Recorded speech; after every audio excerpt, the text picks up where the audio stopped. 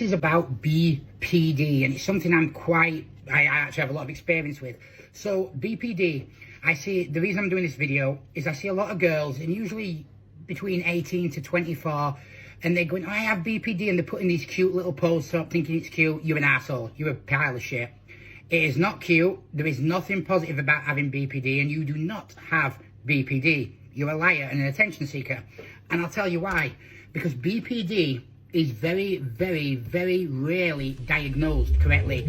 And when it is diagnosed correctly, it is a serious mental health condition. I will give you an example of someone who there was a sexual relationship going on who had BPD, and this is not an insult of the person at all.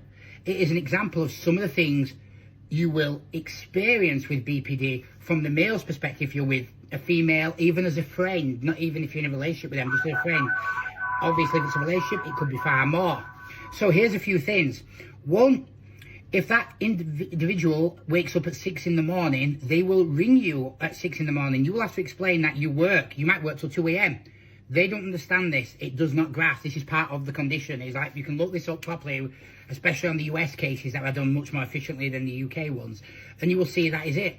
In the case of mine, the person, two things will happen. They will either get really angry, or in the case of the individual with me, they will get really upset and think you're not their friend anymore. You don't like them anymore. If you're in a relationship with them, they'll think you don't want them anymore, even though you're not up at 6 a.m. So the way I combated this with the individual was, you can message me at 6 a.m, that is perfect, and when I wake up, I'll reply back to you. Now, you could guarantee by the time I'd woke up around 8:30, 9 o'clock, there would be 40, 50, 60 messages on there. Now, we think that's not the worst thing. It does mean the case. Yes, it does mean the case. It's not. I'm just giving you examples of stuff you need to be prepared for. So that's one thing. Even though there was a workaround there, then you reply back and they'll talk to you. Yep, okay, perfect. The second thing is when you say you're back late. So an example being, what time do you finish work? 7 o'clock. Okay, what time do you think you'll be back? About 7:30. If you're not back at 7:30, their way of reacting to that will be anger. You must be cheating on them. You must not be their friend anymore. Do you see where this is going with? If you're that, because they have what they call a favourite person.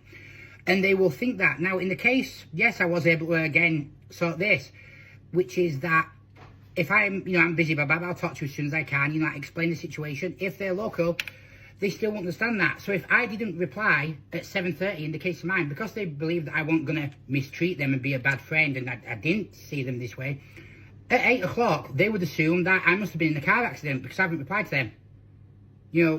There must be a reason. It couldn't be I'm delayed at work or anything. No, I must be dead, because otherwise Chris would reply.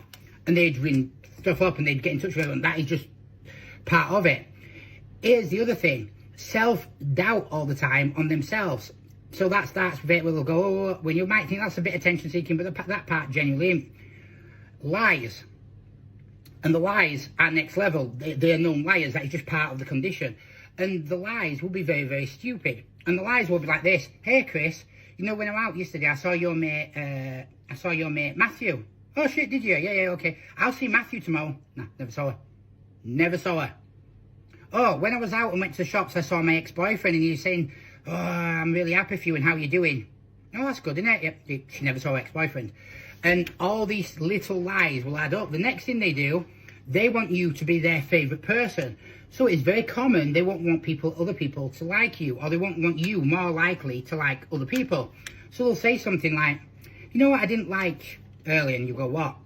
Well, when you was in the gym, blah, blah, blah, this guy, and the point I got, for example, it'd be some of your friends, okay, he was making fun of your voice and stuff. An example of mine. What he was, like a joke? No, he was saying he gives you proper shit and you take it. So what happens? You confront this guy. No, bro, I won't say that, he's never said that. And, well, that sounds small things. This will add up in bigger things, like your mum said this, your brother said that. Do you see where I'm going here? So then, obviously, all your family starts disliking them because the lies are big, but it won't stop there. They will get jealous of things. They might get jealous of an 11-year-old daughter. You spend a lot of time, you should do that, they'll get jealous of that. Then they are usually accompanied, a very common thing, a lot of people won't like that I've said this, but you can tell statistically, a lot of them end up losing their kids because they're very abusive towards children and vulnerable people because they have anger problems. So having stuff smashed, broke, violence, etc., is all a big part of it. it also accompanies that if they do drugs, they can't just go out on a Saturday night once a month and go, or have a little drink. They become alcoholics, like they'll want to drink every day because they want that feeling. The sniff one will quickly become, let's get a spoon and turn it, I want to do a sniff every day, and we'll take. You see where I'm going here? Because they're very addictive people. So when someone tries to glamorize, I'm BPD, no, someone with BPD won't just go, well, someone with BPD will go to the police and say, you've done a sexual assault on her because she thinks you've talked to a girl. Then they're literally, I think it's something like out of every 10 false allegations, any 10 allegations, they will do, I think 7 of them come in America from people with BPD that are false.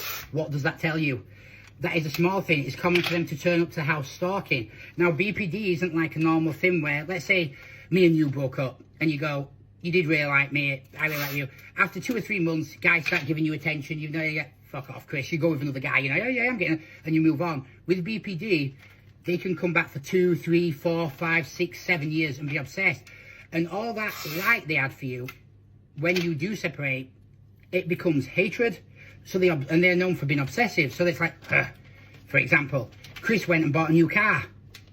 Ooh, why has Chris got a new car? Why has he got a new car? Yeah, Matt not spoke to him in a year. I want to smash Chris's car. I want to. You see where I'm going with this?